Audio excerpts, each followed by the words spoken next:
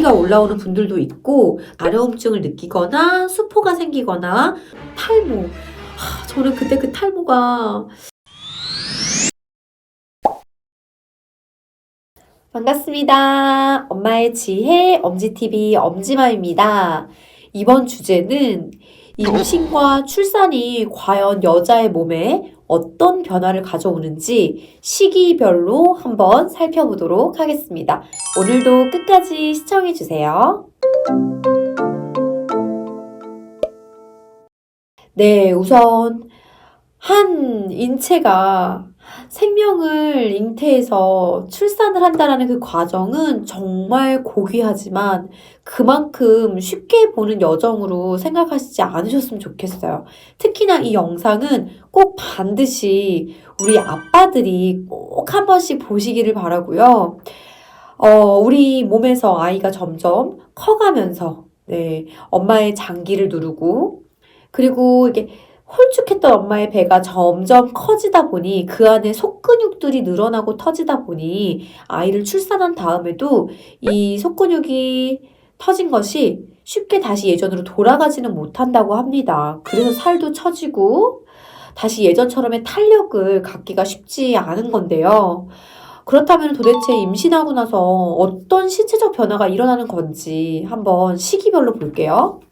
네, 우선 임신 초기 1개월에서 3개월 사이죠. 그러니까 임신 4주부터 3개월까지는 이제 임신을 막 하고 임신 사실을 확인하게 된 그 시기입니다.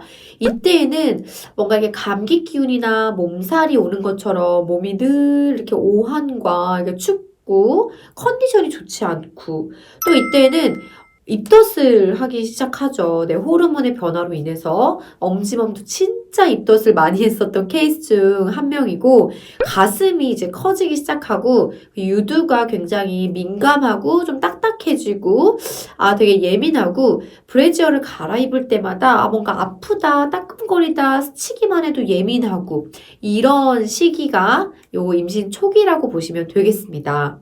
이런 증상들은 사실 생리하기 전에 생리 전 증후군과 비슷하지만 그 강도가 조금 더 세다라고 느끼는 정도고요.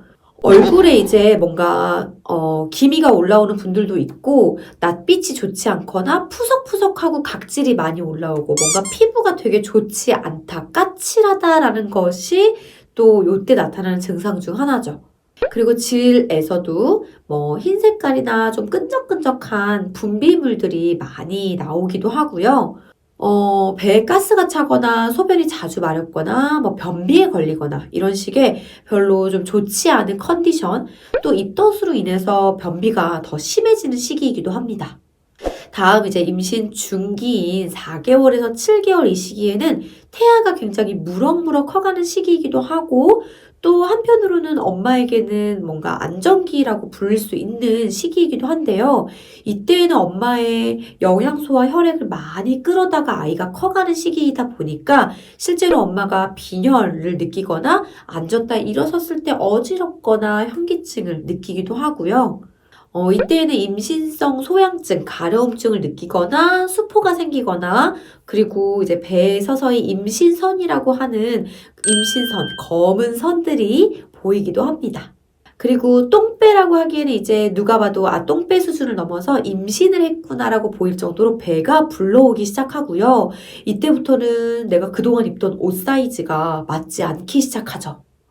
저는 이때 바지가 골반까지는 올라오는데 배에서 아랫배에서 걸려가지고 이때 하나 팁을 드리자면은 우리 왜 머리끈 고무줄 있잖아요. 이거를 바지 버클에 지퍼까지는 채워져요. 근데 버클까지 채우기엔 조금 배가 조인다는 느낌이 들어서 그 버클을 고무줄로 연결해가지고 좀 느슨하게 이렇게 바지를 고무줄에 걸어가지고 입고 다녔었던 기억이 납니다. 그리고 이때는 뭔가 소화가 안 되는 증상이 이어지기도 하고 입맛이 떨어지기도 하고 오히려 그리고 배에 가스나 변비가 계속 지속될 수도 있는 시기죠. 다음에 임신 8개월에서 10개월 임신 막달이라고 부르는 이 시기에는요. 이제 잠도 못 자고 태동도 심하고 자다가 깨고 그리고 굉장히 갈비뼈 부분이 배가 많이 불러서 아프다, 누른다라고 하기도 하고요. 태동으로 아기가 팍 쳤을 때 갈비뼈를 맞아가지고 아프다 하기도 하고, 소화가 일단 안 돼요. 조금만 먹어도 막 다시 오히려 입덧이 시작되는 것처럼 신물이 넘어오기도 하고요.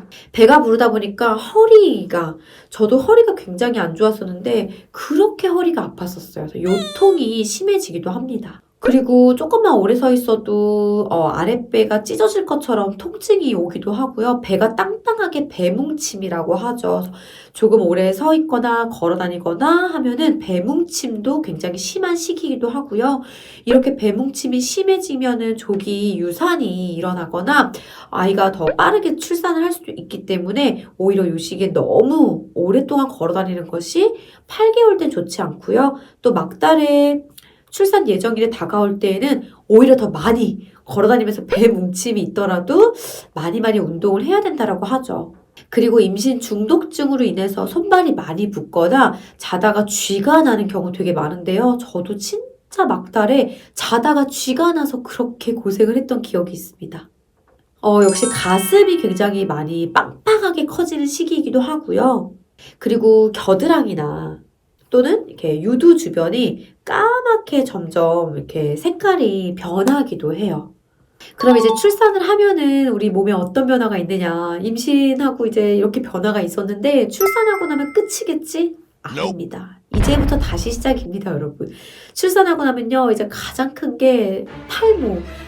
저는 그때 그 탈모가 돌아온다고 했는데 이제 저의 그 얇아진 모발과 함께 왠지 그 탈모가 계속 지속되고 있는 느낌. 실제 저희 탈모 원장님께서도 저에게 그렇게 판단을 해주셨죠. 이미 돌아왔지만 참 안타깝게도 머리카락이 얇아지면서 돌아온 것 같지 않는 느낌이 들 거다.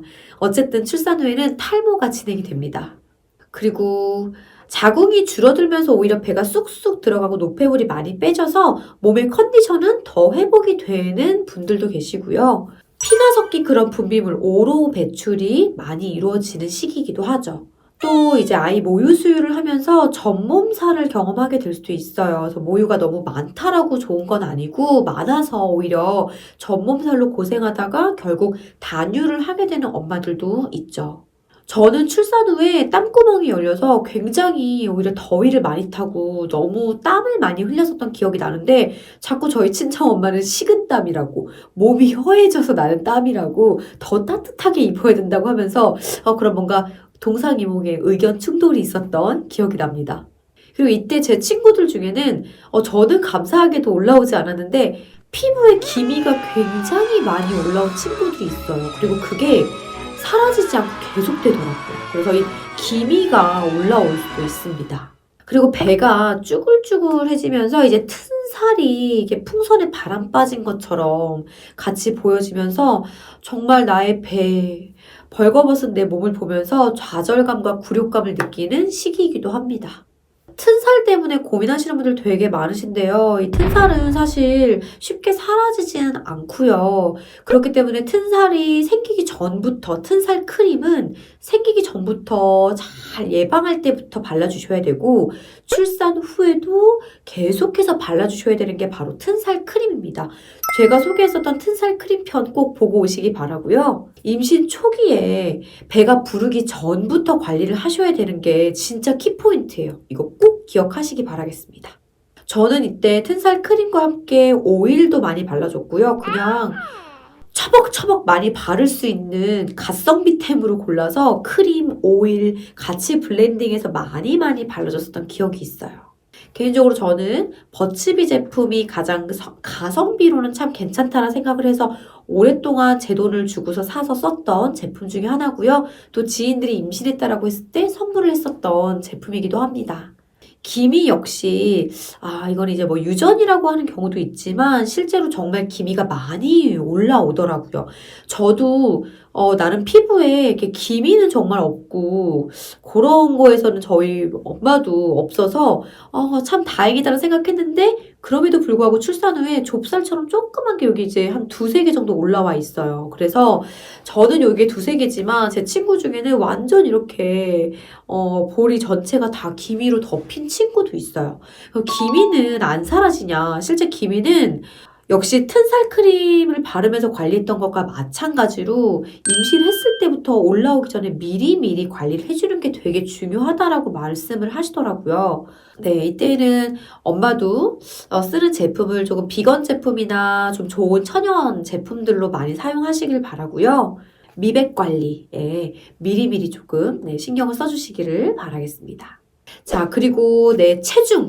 진짜 중요한 건데 다 빠지고서도 4kg 정도는 계속 남아있는 것 같아요. 근데 중요한 거는 출산 후에 산후조리 기간에 오히려 너무 빠르게 다이어트를 시도하면은 더 살이 안 빠지기 때문에 이때는 충분히 보양을 하고 건강해진 상태에서 살을 빼셔야지 쭉쭉쭉 더 잘 뺄 수 있다라는 거. 그래서 출산 후에는 너무 빠르게 다이어트 시작하지 마시고요.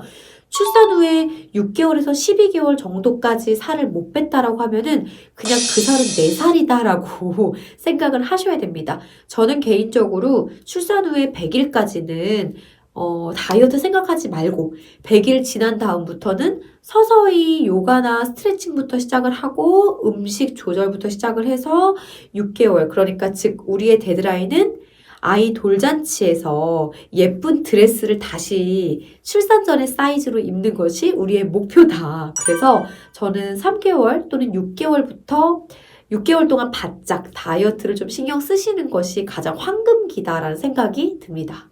네. 이번 편에서는 임신과 출산이 과연 우리 몸에 어떤 영향을 미치는지 신체적 변화만 언급을 했는데요. 사실 정서적인 변화도 빼놓을 수가 없습니다. 산전우울증, 산후우울증 이렇게 우울증상으로 굉장히 많이 힘들어하시는 분들도 있고요. 실제 저도 우울증에 타격을 입고 많이 이렇게 힘들었던 시기가 있었습니다. 여러분들의 고민들을 여기에 남겨주시면은 저 같이 고민 함께 하고 싶고요. 네, 여러분 좋아요와 구독은 사랑입니다. 다음에도 유익하고 좋은 영상으로 또 인사드리도록 하겠습니다. 감사합니다.